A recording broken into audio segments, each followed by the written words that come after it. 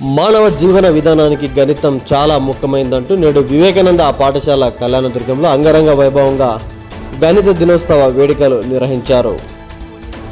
అనంతపురం జిల్లా కళ్యాణదుర్గం పట్టణ కేంద్రంలోని బెంగళూరు రింగ్ రోడ్ వద్దనున్న Sri Vivekananda public high school గణిత దినోత్సవాన్ని ఎంతో ఘనంగా జరుపుకున్నారు.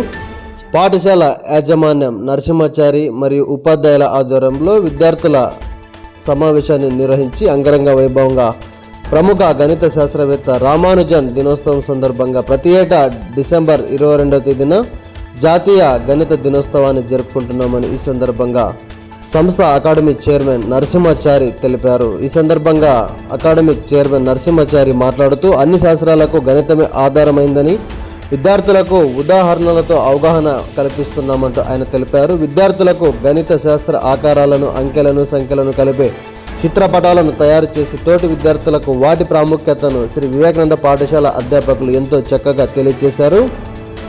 గణిత శాస్త్ర కృషి తెలుపుతూ విద్యార్థులు పాట రూపంలో నృత్యం కూడా చేయడాన్ని విద్యార్థులు మరియు తల్లిదండ్రులను ఎంతో ఆకట్టుకుంది.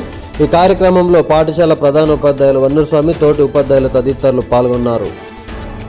వార్త చూసిన తర్వాత కొత్తగా చూస్తున్న వారైతే మన ఛానల్ను సబ్స్క్రైబ్ చేసుకోండి. అలానే వార్తను షేర్ చేయండి, లైక్ చేయండి.